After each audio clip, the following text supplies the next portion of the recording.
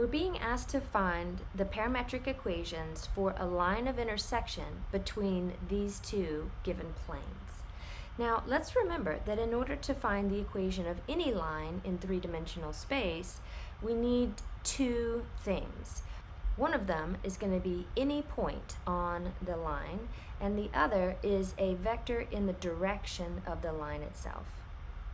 So let's recall that when we have a plane equation, ax plus by plus cz plus d is equal to 0, the coefficients of x, y, and z are going to be the components of a vector that is perpendicular to that plane.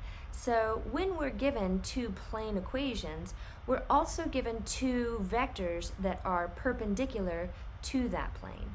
So let's say that a vector perpendicular to plane 1 is going to be 3, negative 2, 1. We simply take the coefficients of the x, the y, and the z to come up with that perpendicular vector, or that normal vector. A vector that is normal to plane 2 or perpendicular to plane 2 is going to be 2, 1, and negative 3.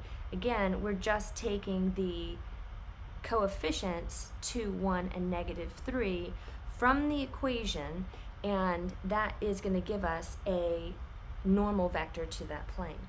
So let's say that this is one of our planes, and we'll draw another plane in here as well. So let's say this is plane 2, and these two planes intersect in some line, and this is the line that we're after. So we'll call this line L. Now, as we mentioned a moment ago, we have a vector perpendicular to plane 1. Let's think about this vector n1, our normal vector.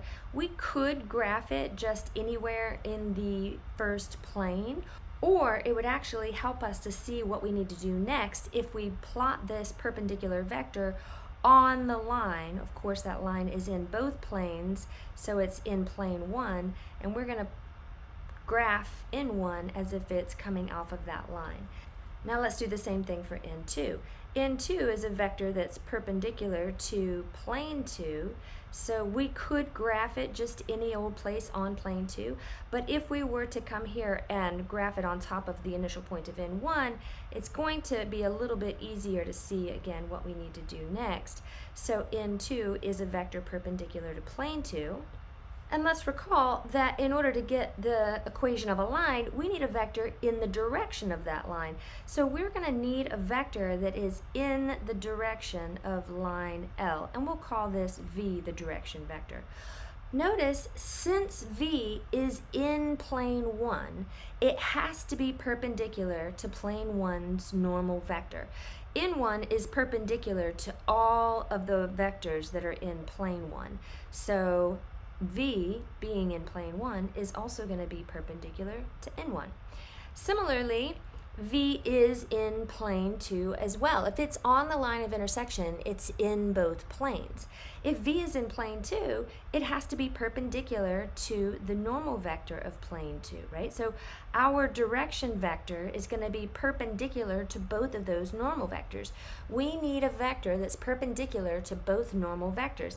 And the way that we would go about finding that is that we're going to let that direction vector be determined by taking the cross product of the two normal vectors, and that'll give us a vector perpendicular to both and in the direction of line L. We'll start off by looking at the determinant, the conceptual determinant anyways, and we'll calculate the determinant of this 3 by 3 matrix. So the first thing that we do is get rid of the I row and column. So we're going to have the I vector multiplied by the scalar quantity, that is the product of 3 and 2, negative 3 and negative 2 is positive 6, minus the product of these two elements is positive 1, and then we'll subtract j times the scalar quantity that we get when we eliminate the j row and the j column, and then the determinant here is going to be 3 times negative 3, which is negative 9, minus 2 times 1, which is 2, so we'll get negative 12 there. But then we're going to add k, and the scalar multiple of k is going to be determined by eliminating the row and column for k, and then finding the 2 by 2 determinant of the matrix that remains, so I've got 3 times 1 is 3, minus negative 4, which is going to be plus 4, and then our vector v, that is the direction vector for line L, is going to be positive 5 in the direction of I, negative 11 here, but then we also have a negative out front, so this is going to be plus 11j, and then plus 7k. That's going to be our direction vector. Of course, that can also be written in pointy bracket notation, 5, 11, and 7, like this. So now that we have our direction vector, let's come up here and indicate that we have the first piece of information that we need, which is 5, 11, 7 as a vector in the direction of line L. Now we need to figure out an ordered triple that is a point on this line. Let's notice that our vector v doesn't have any components that are equal to 0. If we had a component that was equal to 0, let's say we had a vector that didn't have any change in the direction of x, but was only changing in the direction of y and in the direction of z, that vector would be parallel to the yz plane, right? If we only had change in the direction of z and change in the direction of y, so change in z, change in y, but the change in x was equal to 0, that would be a vector that would be parallel to the yz plane. So if any of our components were 0, we would be parallel to one of the planes and not necessarily intersecting one of those planes. But since we do not have any of the components that are equal to 0, we can assume that our line is going to intersect all 3 planes at some point, right? So let's arbitrarily pick the point at which it intersects the xy plane. Let's arbitrarily pick this ordered triple, setting z value equal to 0, and then figuring out who are the x and y values that would cause the z value to be equal to 0. Because none of those components are equal to 0, our line must intersect all planes. Since we know that it must intersect all planes, we're going to find the xy intersection point by plugging in z is equal to 0 and solving for x and y. So how do we do that? We know that this line of intersection is a line that is in both planes.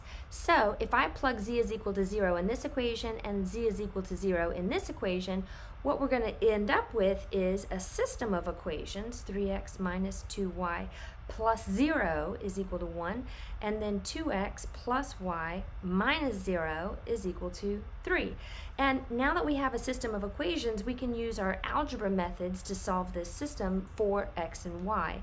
I'm going to multiply this second equation by a positive 2 to eliminate the y variables, and we'll end up with the first equation does not get changed. The second equation becomes 4x plus 2y is equal to 6, and then we're using the elimination method here to combine these two equations. So we have 7x, the y terms cancel out, is equal to 7, and then we solve for x to get that x is equal to 1. If we take x is equal to 1 and then plug it back into either one of the original equations, I'll plug it back into this second equation, we'll see that we get 2 times x is equal to 1 plus y is equal to 3, so we get 2 plus y is equal to 3, and we subtract 2 from both sides to get y is equal to 1. So therefore, we know that the ordered triple at which we intersect the xy plane is going to be the one where the x-coordinate is 1, the y-coordinate is 1, and the z-coordinate is 0.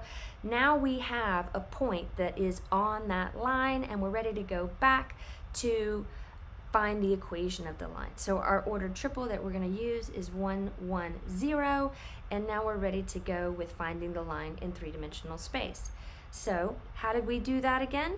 Remember, once we have the point in the direction vector, we can create the vector function for the equation of a line by turning the ordered triple into a position vector and then adding the scalar multiple, which is our independent variable, the parameter, times the direction vector. Add these two vectors together to get the vector function 1 plus 5t is the x component. We're adding the x component to, after having distributed the t into the parens, we get 5t. So 1 plus 5t there. And then for the y component, we're going to have 1 plus 11t. And for the z component, we're going to have 0 plus 7t, which is just going to be 7t.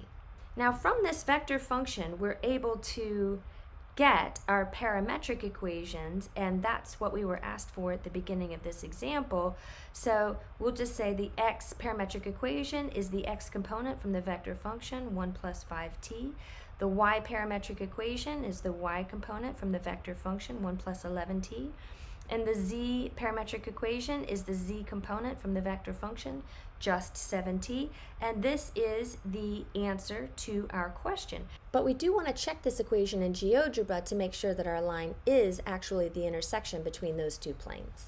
So here we are in GeoGebra, and we're going to input the vector function actually, not the parametric equations, because that's a little easier to input into this GeoGebra application. So we'll use lowercase r to ensure that we get a vector, and then we're going to input the components that are 1 plus 5t, and then 1 plus 11t, and then 7t is the z component.